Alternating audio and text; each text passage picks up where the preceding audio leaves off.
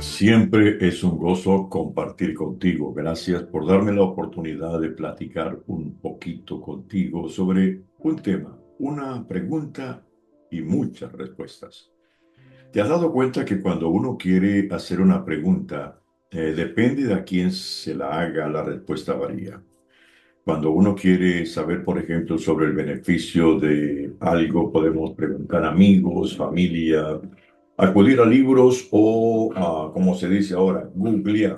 Vamos a Google y ponemos la pregunta y vamos a encontrar diferentes respuestas. Por ejemplo, una de ellas, ¿es el café bueno para la salud? Y vamos a encontrar comentarios de que es dañino, otros que es beneficioso, o es el té mejor, igual. Entonces el té también tiene diferentes respuestas. ¿Es el azúcar realmente dañino? Y volvemos a encontrar diferentes opiniones. Si hacemos lo mismo con la harina, vamos a encontrar diferentes opiniones. ¿Qué acerca del arroz? Exactamente lo mismo. La pasta, igual. El vino, igual.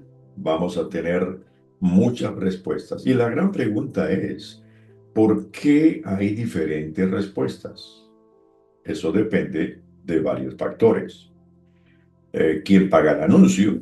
Podría ser un factor, porque si es alguien que pone un anuncio pero en forma de noticia y quiere que se compre café, va a pagar para decir los beneficios del café o lo contrario también. Puede ser alguien que quiere promover el té sobre el café, exactamente, va a suceder lo mismo. En medio de todo eso, hay preguntas mucho más profundas que uno puede hacer referente a un tema que va a tener varias respuestas. ¿Cuál es la pregunta que quiero que analicemos por un momento hoy? ¿Son las Sagradas Escrituras, la Biblia, realmente buenas? ¿Es la Biblia o las Sagradas Escrituras dignas de creer? Vamos a encontrar muchas respuestas. Depende desde el punto de vista histórico. Si vamos por lo que es la fiabilidad textual, es el texto de la Biblia confiable, fiable, la Biblia sí es uno de los textos antiguos más bien conservados. Es uno de los más conservados. Hay miles de manuscritos antiguos, especialmente el Nuevo Testamento, lo cual permite comparar versiones y rastrear cambios mínimos a lo largo del tiempo. Y eso uno puede decir, esta escritura es muy confiable porque en cuanto al texto y a su antigüedad se mantiene con una firmeza total. También eventos históricos. Algunos eventos históricos y personajes mencionados tienen el apoyo arqueológico, como el reino de Babilonia, el imperio romano, el ministerio de Jesús en la tierra, el inicio de la iglesia primitiva, eventos milagrosos que pueden comprobarse científicamente.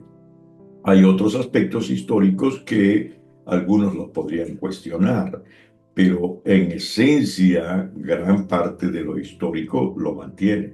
Desde una perspectiva de la fe, para nosotros los creyentes, pues la Biblia es la palabra de Dios. Es un texto divinamente inspirado. Yo leí por primera vez la Biblia a los 8 años de edad y la leí toda, desde los 8 años hasta los 16, antes de ir a una iglesia. Y sin ninguna influencia religiosa, la palabra a mí me impactó. Encontré allí respuestas increíbles y un hambre espiritual que se despertó. Eso, sí, la Biblia es un texto divinamente inspirado, lleno de sabiduría moral y espiritual. Y son muchísimas las personas que basan su vida y valores en ella y han encontrado allí que guía, esperanza, consuelo. Ahora, para los escépticos o personas de otras religiones, para ellos podría verse como una recopilación de textos religiosos o filosóficos antiguos con valor cultural, pero no necesariamente como un documento divinamente inspirado. Pero tienen que sí reconocer la antigüedad de ella. Desde la razón o de la ciencia, pues la Biblia no fue escrita como un libro científico, pero sí se encuentran elementos claves que hoy mismo la ciencia lo está mostrando. Por ejemplo, Pablo dijo, transformaos por medio de la renovación de vuestro entendimiento, hablando del cerebro. Bueno, la neurociencia en los últimos años ha encontrado lo que se ha llamado la plasticidad cerebral, donde se dice que las neuronas sí renacen y que pueden otra vez ser restauradas. Y hay muchos otros elementos científicos que se han comprobado que ya la Biblia había hablado muchísimo tiempo atrás. Pero hay otras condiciones y verdades profundas sobre la condición humana que se encuentra allí también en la escritura. Hay mucho elemento de aspecto moral, mucho del tema del amor, del perdón, las relaciones, las finanzas, la familia, el matrimonio, la iglesia. Es un terreno increíble lo que uno puede encontrar en las Sagradas Escrituras. Ah, Hay un pasaje que resume todo esto de esta, porque hay muchas respuestas a una pregunta, y está en el Evangelio según San Juan, capítulo 9. Dice que mientras caminaba Jesús vio a un hombre que era ciego de nacimiento, y le hicieron al Señor una pregunta: Rabí, ¿por qué nació este hombre ciego? Ahí están los discípulos preguntando. ¿Fue por sus propios pecados o por los de sus padres? Ahí estaba, había una diferencia. Se creía que cuando alguien sufría algo era o por él o por los padres, el pecado de los padres. Le hacen la pregunta al Señor. El Señor dice, bueno, no fue por sus pecados, ni tampoco por los de sus padres, contestó Jesús. El Señor salió con una tercera respuesta. Nació ciego para que todos vieran el poder de Dios en él.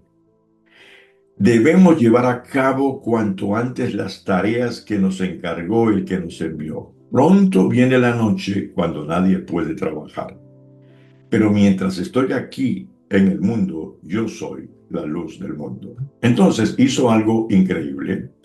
Escupió en el suelo, hizo lodo con la saliva y untó los ojos del ciego con el barro hecho con su propia saliva, con la saliva de Jesús.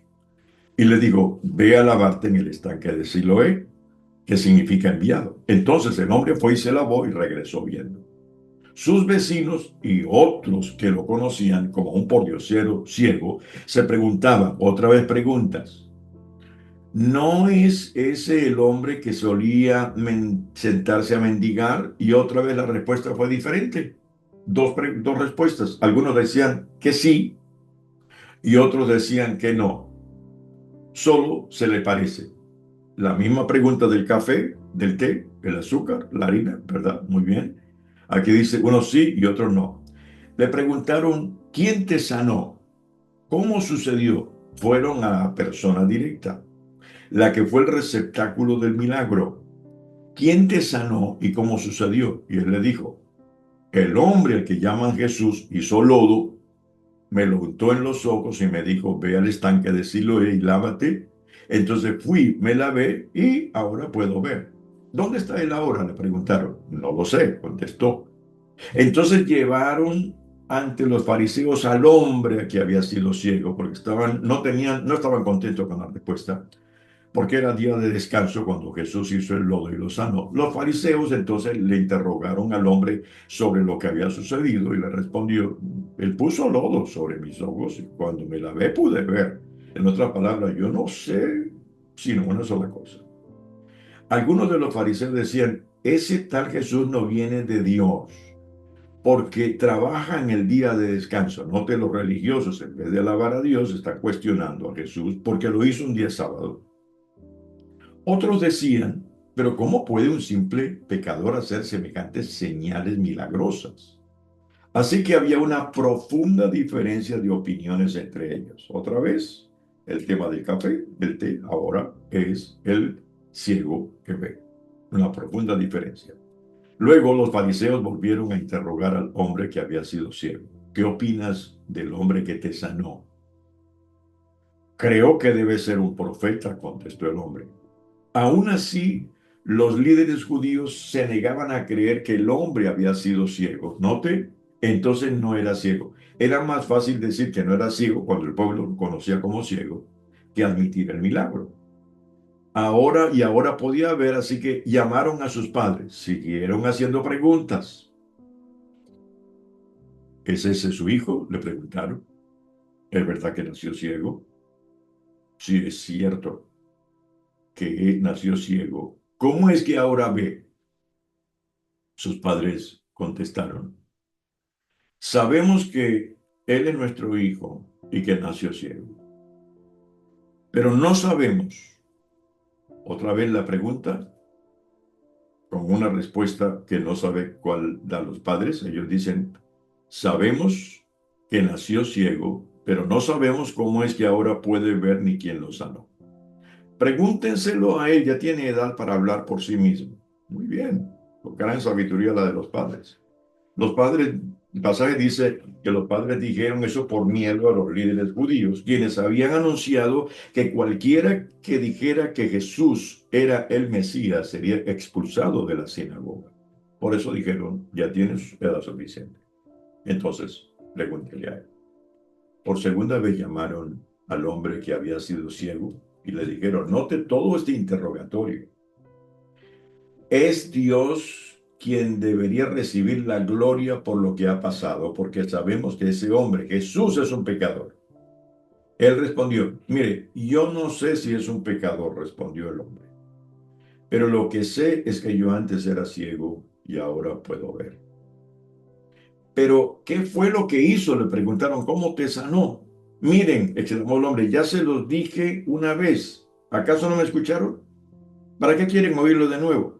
¿Ustedes también quieren ser sus discípulos? Tremenda respuesta.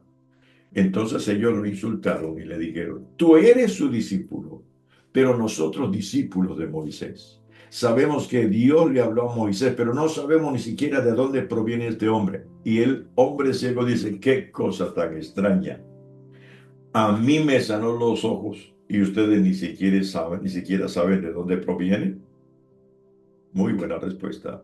Sabemos que Dios no escucha a los pecadores, pero está dispuesto a escuchar a los que lo adoran y hacen su voluntad. Desde el principio del mundo, nadie ha podido abrir los ojos de un ciego de nacimiento. Si este hombre no viniera de parte, no podría haberlo hecho, contestó.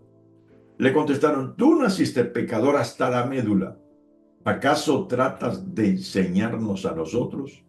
Y terminaron echándolo de la sinagoga. Muy bien, esta es una gran respuesta dada por este muchacho. En materia de la Biblia, de la fe, de Dios, de Cristo, de todo, vamos a encontrar esto. Siempre una pregunta va a dividir un escenario.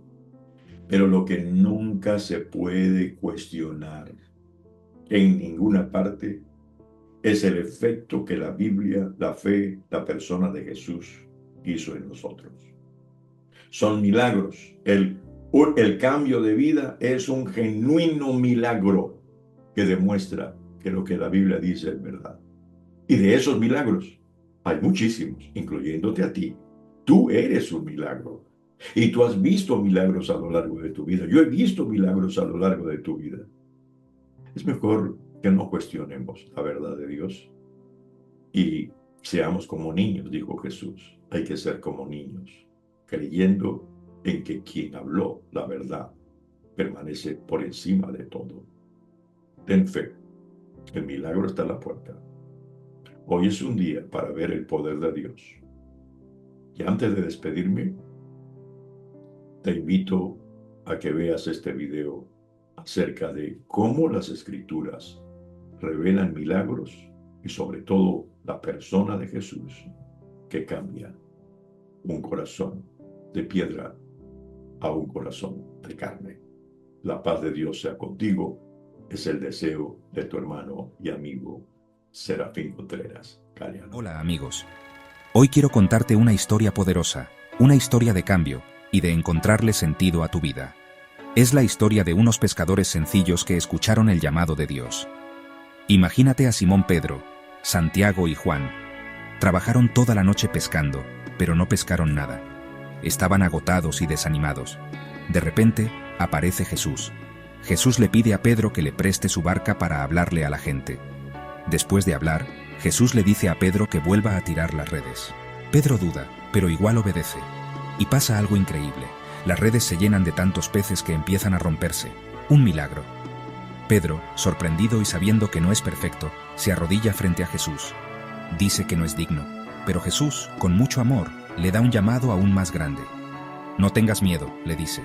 Ahora vas a pescar personas. Los pescadores lo dejan todo.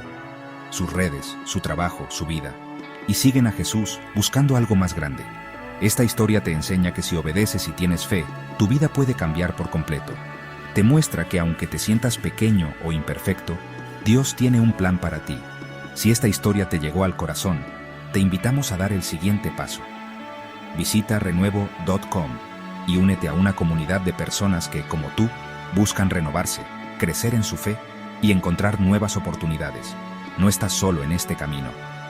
Únete a Renuevo y descubre un mundo de inspiración, apoyo y esperanza. Porque yo sé los planes que tengo para ustedes, declara el Señor. Planes de bienestar y no de calamidad, para darles un futuro y una esperanza. Jeremías 29:11. Gracias por escuchar y que Dios te bendiga.